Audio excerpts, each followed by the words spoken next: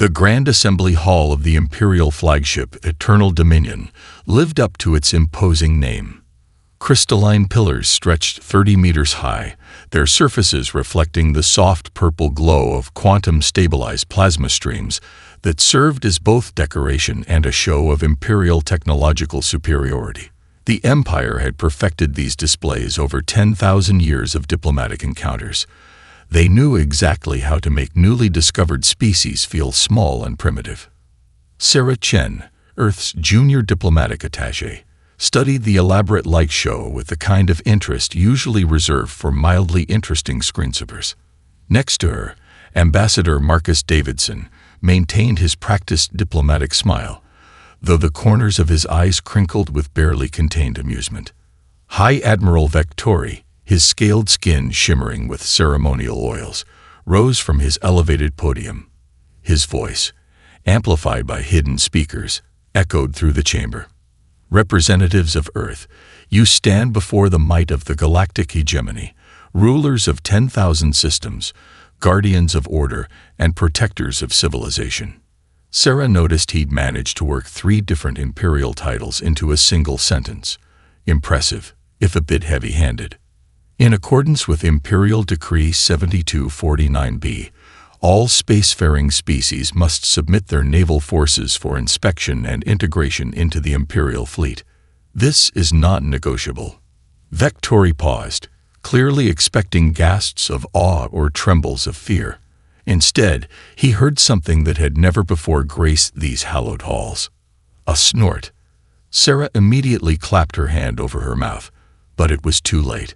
The sound had escaped, echoing off those perfect crystalline pillars. Ambassador Davidson's diplomatic smile cracked slightly, a chuckle slipping through. Vectori's scales shifted from their ceremonial blue to a mottled purple. You dare to laugh? Do you not comprehend the honor being bestowed upon you? Ambassador Davidson cleared his throat, trying to restore some semblance of diplomatic decorum. High Admiral, we mean no disrespect. It's just that. Another chuckle threatened to break through. Have any of your inspection teams actually examined a human vessel? The Empire needs no preliminary examination. Our technological superiority is absolute. Vectori's scales darkened further. We have perfected space travel over millennia. This time it was Commander Jessica Martinez, the human military attaché, who failed to contain her laughter. Oh, this is going to be fun, she whispered, just loud enough for the Imperial translators to pick up. Vectori slammed his ceremonial staff against the floor. Enough. You will submit your vessels for inspection or face the consequences. Ambassador Davidson finally managed to compose himself. High Admiral, in the interest of preventing any unfortunate misunderstandings, might I suggest your inspection teams review at least one human vessel before we proceed further? We would hate for your engineers to be unprepared. Unprepared. Vectori spat the word like it was poisonous. The Empire has integrated the fleets of 1,000 species. Your primitive vessels cannot possibly. Sir, Sarah interrupted, her voice sweet but her eyes dancing with mischief. Our mining ships casually ignore several laws of physics before breakfast. Are you sure you want to make this mandatory? The Imperial Diplomatic Corps erupted into confused whispers.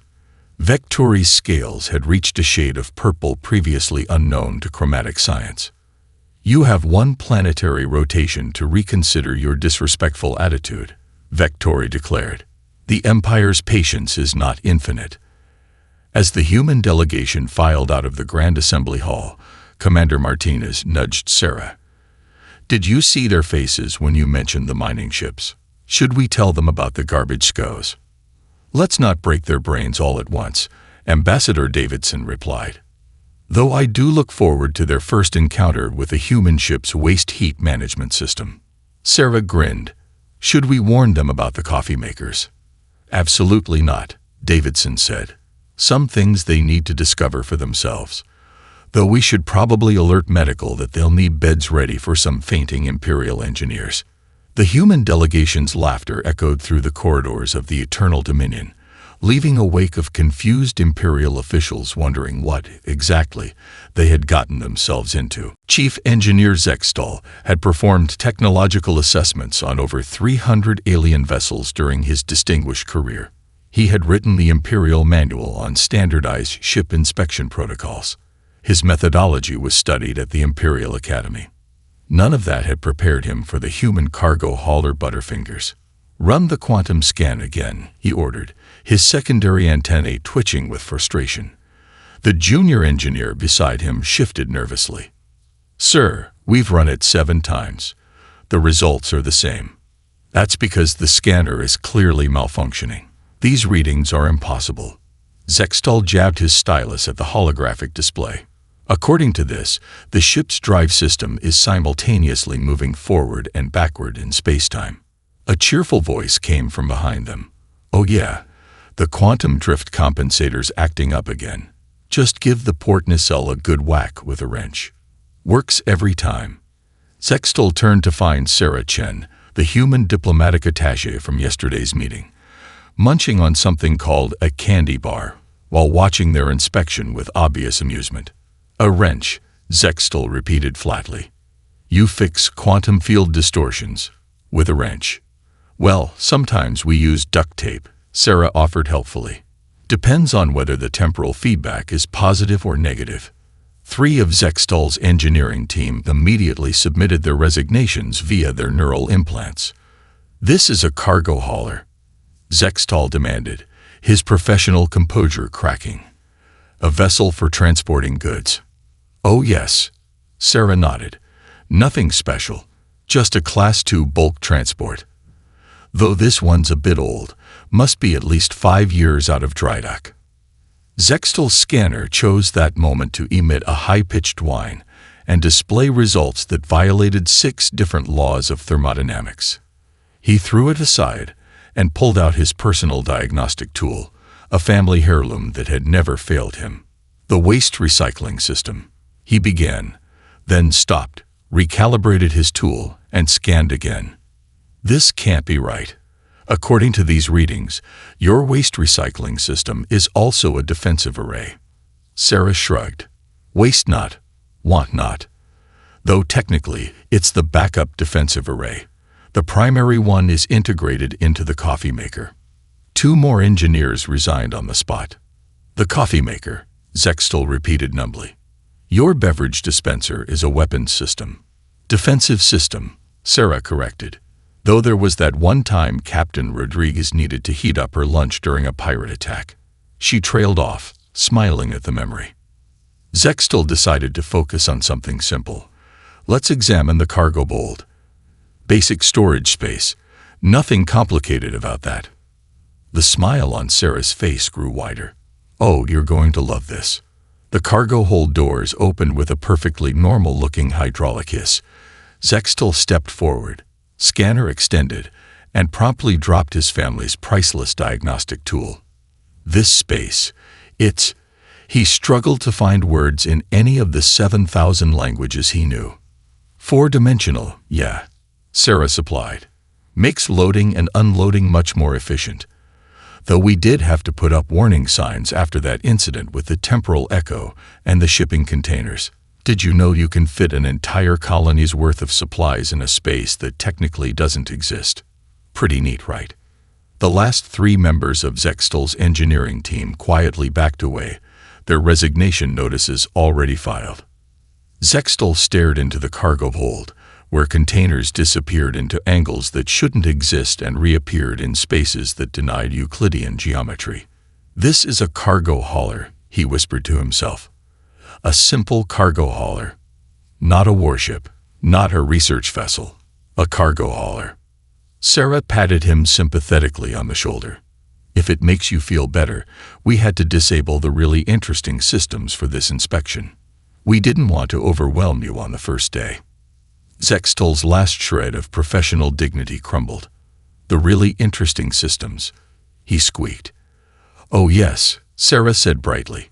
"Wait until you see what we did with the shower stalls." Zextal did the only reasonable thing he could.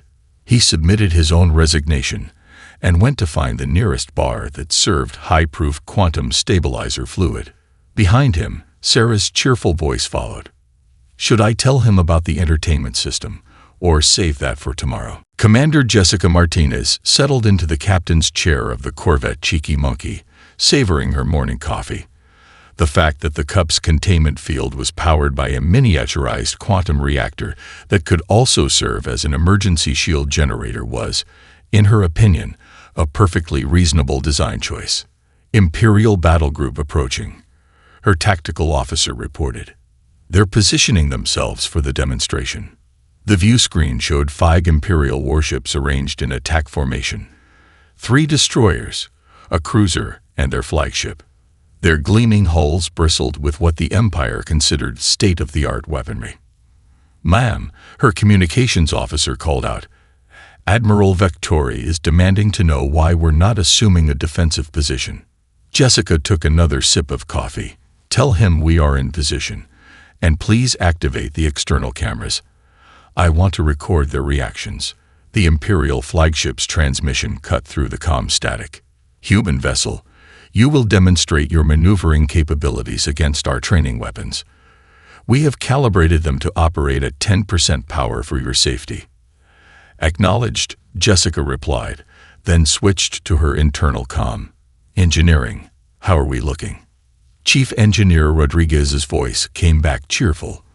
"The new inertial dampeners are purring like kittens, Cap. Though I still say we could have gotten another 12% efficiency if we used duct tape instead of plasma welding." "Next refit," Jessica promised. "All hands, demonstrate mode alpha. Let's show them what a human ship can do." The cheeky monkey moved. On the Imperial flagship's bridge, Vectori's scales shifted from blue to white as he watched the impossible unfold. The human corvette pulled a turn that should have transformed its crew into organic paste, flipping end over end while accelerating. His tactical display screamed errors as the ship appeared to occupy multiple positions simultaneously. "They must be using drone control," one of his officers suggested desperately. "No crew could survive those maneuvers." The human ship's next transmission showed Captain Martinez calmly drinking from her cup while her ship pulled 30 Gs. "Admiral," she said pleasantly, "your gunners seem to be having trouble with their targeting. Would you like us to slow down?" Vectori's pride overrode his common sense. "Launch seekers," he ordered. "Full spread." 100 automated plasma torpedoes streaked toward the cheeky monkey. Jessica didn't even put down her coffee. "Engineering," she called out. "Let's show them the waste heat trick." The Corvette's engine ports flared. What appeared to be normal drive plasma swirled around the ship, forming complex geometric patterns that Vectori's sensors couldn't decode. The torpedoes entered the field and emerged as snowflakes. Did they just convert weaponized plasma into frozen water? Vectori's science officer asked, voice trembling. Jessica's voice came through again.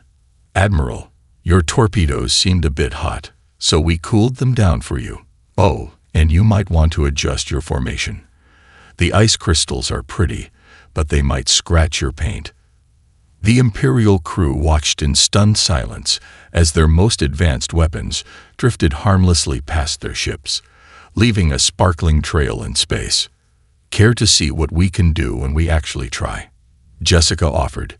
She gestured to her tactical officer, who activated the cheeky monkey's "getting serious" mode. The Corvette's hull shifted, panels realigning as tertiary systems came online. The Empire's sensors registered energy readings that caused 3 different automatic shutdown protocols to activate. That's not possible," Vectori whispered. "Their power output is exceeding their reactor size by factors of thousands." "Oh, this." Jessica finished her coffee. "This is just the startup sequence. Want to see what happens when we engage the actual drive?" Vectori found his voice. "Demonstration concluded," he announced quickly. Your capabilities have been adequately assessed." As the Imperial battle group retreated to a safe distance, Jessica turned to her bridge crew. "Well, that was fun. Anyone up for lunch? I hear the matter resequencer figured out how to make decent tacos. Should we tell them about the resequencer? Her tactical officer asked. Let's save something for next time. Jessica grinned. Besides, engineering is still trying to stop it from turning everything into chocolate on Tuesdays. The cheeky monkey turned gracefully in space, its engine wash briefly forming the shape of a winking emoji before the ship headed home. Senior intelligence analyst Crix had survived 3 assassination attempts, 2 political purges, and 1 particularly aggressive office plant. None of that compared to the headache of investigating humanity's technological development. This can't be right, he muttered, staring at the holographic display in his secured bunker beneath the Imperial Palace. They developed plasma containment while still using combustion engines. That's like inventing quantum computing before the wheel. His assistant, Verix, looked up from another data stream. Sir, you should see their development timeline for faster-than-light travel. How bad could it be? Crix pulled up the file and immediately regretted his question. They discovered it by accident, while testing a coffee maker. Apparently, someone called Dave in research and development was trying to make the perfect espresso shot. The resulting containment field breach created a localized space-time distortion. Instead of shutting down the project, Verix checked his notes, leaned into it, and built their first FTL prototype. Crix massaged his temples. Please tell me they at least had a proper theoretical framework first. The theoretical physics paper was published 3 weeks after the first successful test flight. The author's primary citation was, well, it worked, didn't it? Another analyst burst into the room, waving a data crystal. Sir, we found their combat footage archives. Finally, something normal. Crix sighed. Show me their carefully documented fleet engagements and tactical analyses. The footage began playing. It showed a human vessel, apparently civilian, experiencing catastrophic drive failure. Instead of abandoning ship, the crew was taking notes. Are they deliberately destroying their own ships? Verix asked incredulously. Testing to destruction, another analyst read from the report. They routinely build ships specifically to see how they break. Then they build the next one stronger. Crix watched as another vessel split apart in a carefully controlled explosion. This is madness. This is actually brilliant. They know exactly how their ships fail because they've already failed them in every possible way. Sir, Verix's voice had taken on a slightly hysterical edge. I've found their research on shield technology. They developed it by studying their planet's natural disasters. They looked at hurricanes and thought, yes, let's make our ships do that. Crix pulled up Earth's geological data and felt his blood pressure spike.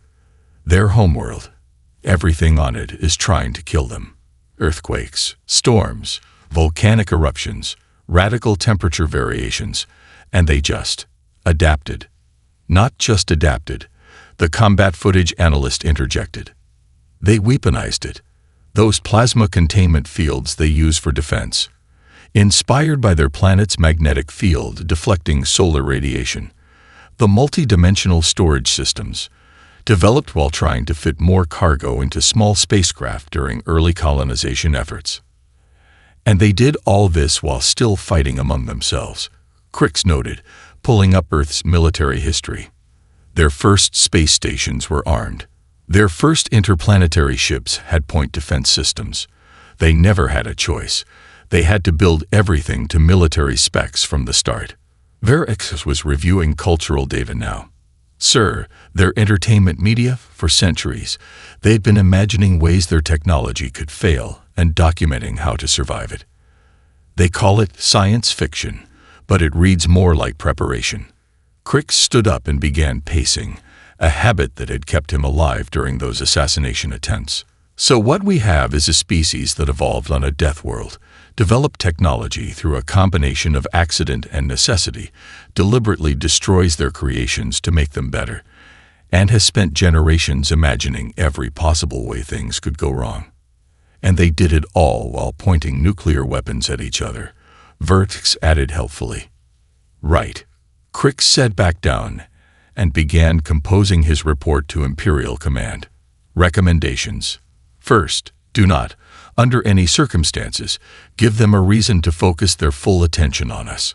Second, if they offer to share technology, verify that it won't accidentally create a black hole while trying to make breakfast. He paused, then added a final note. Also suggest immediate ban on sharing coffee maker technology. Some things are too dangerous to risk. As if to punctuate his point, the secured bunker's lights flickered as a human ship in orbit tested what they called a small drive modification. The resulting space-time ripples would be detected by Imperial sensors 3 days in the past. Crix added another line to his report. And someone please figure out how they're doing that. Captain Zelvin of the Imperial cruiser Righteous Fury had read the intelligence reports about human vessels. He'd dismissed them as exaggerations. After all, how dangerous could a species be when they named their mining ship Fluffy Bunny? Sir, his tactical officer reported, the human vessel is requesting that we, back off before things get silly. Zelvin's facial ridges darkened with anger. The Fluffy Bunny had refused to vacate this asteroid field, claiming prior mining rights. The fact that it was technically correct only infuriated him more. Target their propulsion systems, he ordered. Let's see how advanced their technology really is. The human ship's response came through their speakers. Look, we're trying to eat lunch here. Could you maybe come back in an hour? Margaret made her famous meatloaf today. Zelvin's answer was to fire a full spread of quantum torpedoes. Inside the Fluffy Bunny's mess hall, Chief Engineer Margaret Chen watched the incoming weapons on a display next to the condiment dispenser. Should I put the meatloaf back in the stasis field? She asked Captain Laura Santos. Nah. Laura took another bite. Jenkins, show them what we did with the mining laser last week. Jenkins, their systems specialist, grinned and typed a few commands into his tablet. You mean the modification we made while watching cat videos? That's the one. The Fluffy Bunny's main mining laser, a device technically classified as really good at making rocks into smaller rocks, swiveled to face the incoming torpedoes. It fired a beam that somehow looked both lazy and smug. On the Righteous Fury's bridge, Zelvin watched in horror as his torpedoes transformed into a shower of rainbow-colored bubbles. Sir, his science officer's voice cracked, they've converted our quantum warheads into a solution of soap and water. With glitter. Impossible. Fire everything. All weapons. The Fluffy Bunny's response was to extend its ore processing arrays.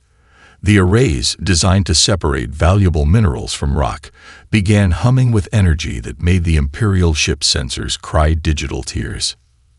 You know, Laura's voice came through again, still chewing. We really did want to finish lunch first. This meatloaf is amazing. Margaret, what's your secret ingredient?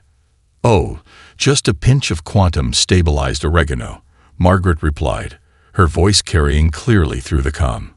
The temporal resonance really brings out the flavor. The ore processing arrays fired. The space around the Righteous Fury twisted in ways that made geometry students wake up screaming. When reality settled back to normal, Zelvin found his proud Imperial cruiser had been transformed into something distinctly unwarlike. Sir, his tactical officer reported weakly, we appear to be pink and covered in decorative flowers. They weaponized their mining equipment, Zelvin whispered in disbelief. They turned a rock-crushing beam into a ship-redecorating system. Actually, Jenkins' voice cut in. That was just the safety protocol. The mining beam thought your weapons were asteroids and decided to make them pretty instead of destroying them. We tried to be environmentally conscious. Laura finished her meatloaf and finally turned her full attention to the situation. Now then, would you like to discuss proper mining claim etiquette, or should we demonstrate what happens when we turn on the actual defense systems? The Righteous Fury, now sporting a lovely pattern of daisies across its hull, promptly retreated to Imperial space at maximum speed. Well, that was refreshing. Laura stood up from the mess hall table. Anyone up for dessert? I think the matter resequencer finally figured out how to make tiramisu without creating those small temporal paradoxes. As long as it doesn't turn everything into pudding again, Margaret said.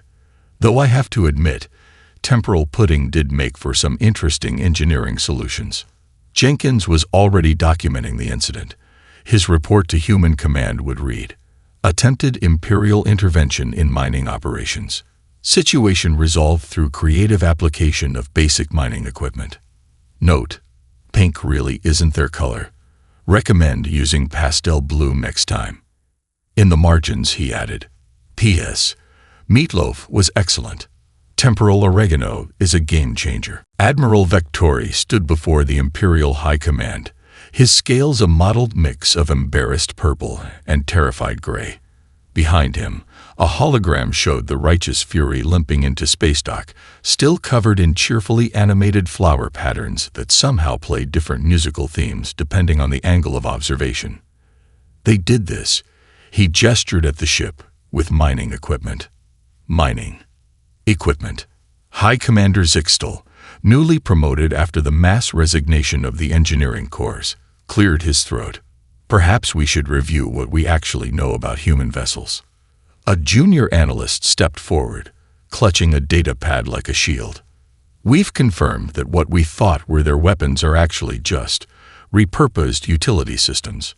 The hologram shifted to show various human ships, their point defense grid, modified waste recycling, their shield technology, adapted from their ship's atmospheric containment fields.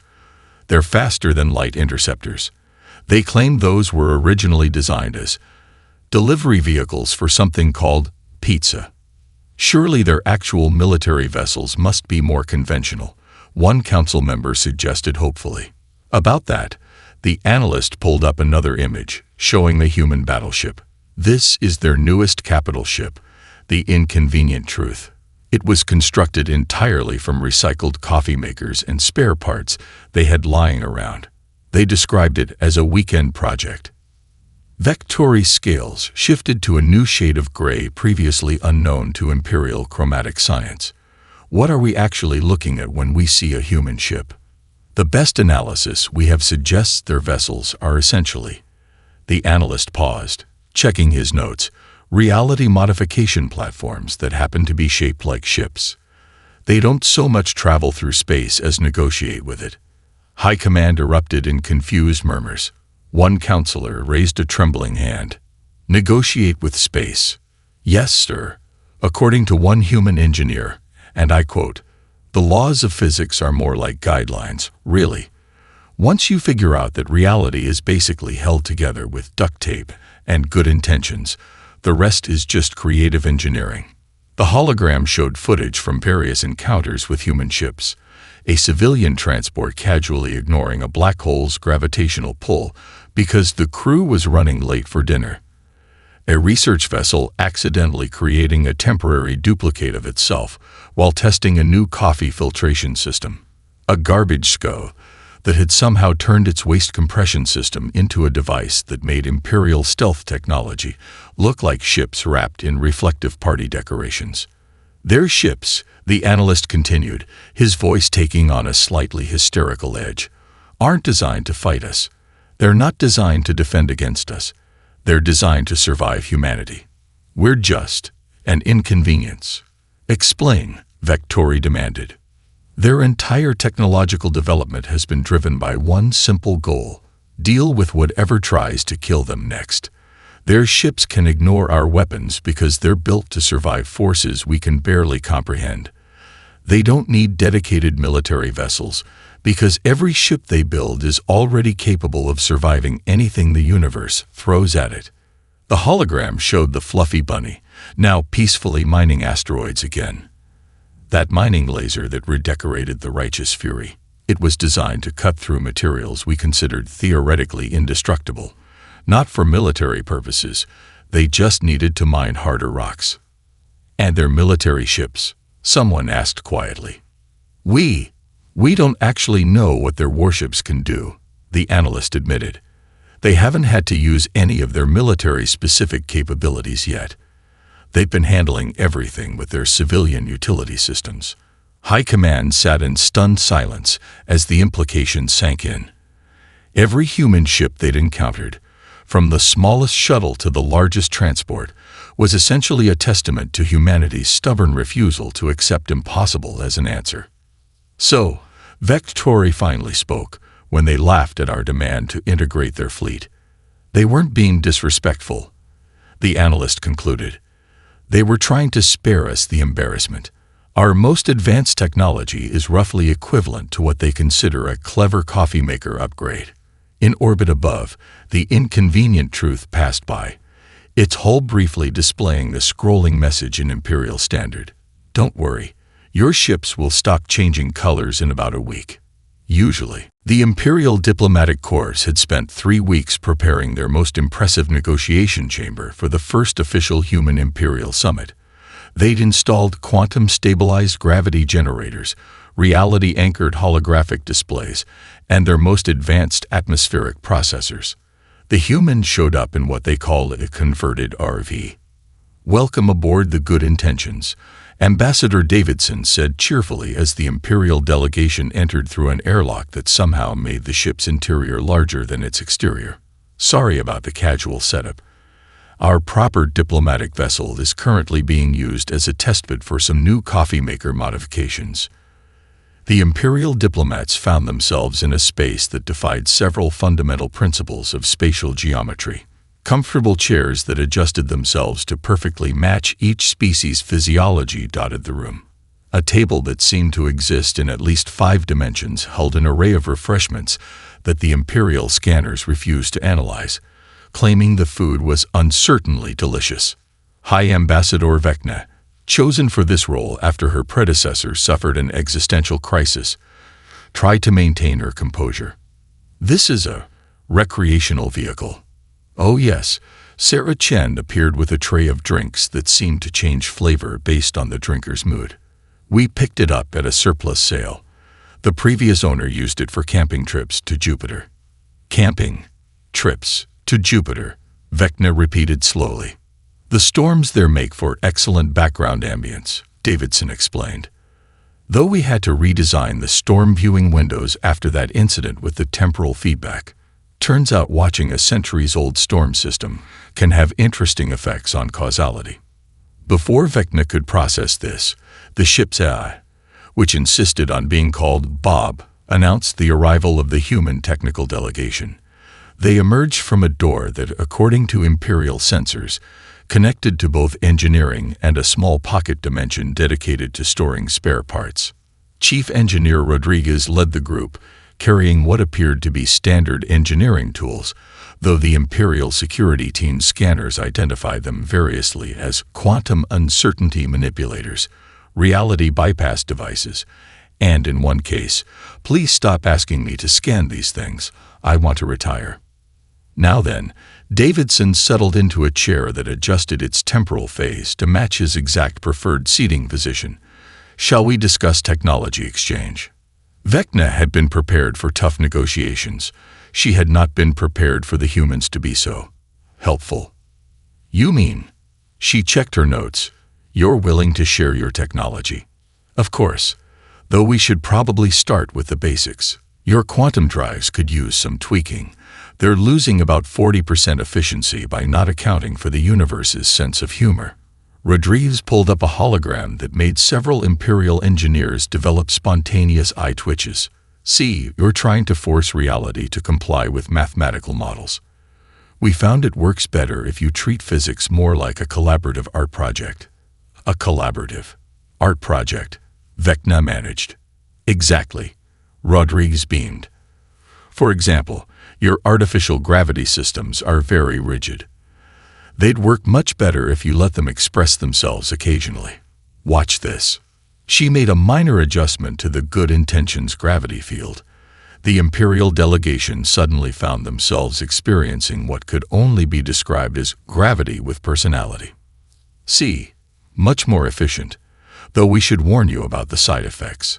Sometimes the gravity gets creative and tries to rearrange furniture in aesthetically pleasing ways."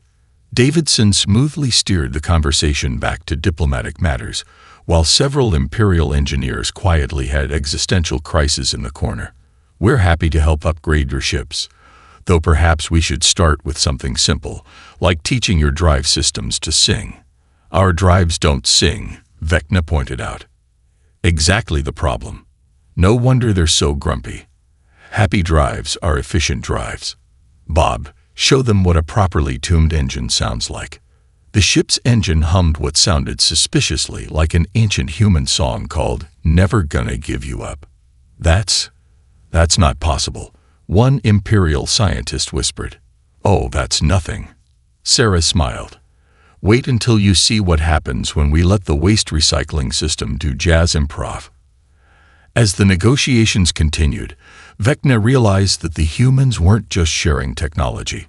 They were sharing a fundamentally different way of looking at the universe, a way that suggested reality was less a set of rigid laws and more of a set of friendly suggestions, open to creative interpretation. She also realized she was going to need a much larger budget for anxiety medication for the Imperial Engineering Corps.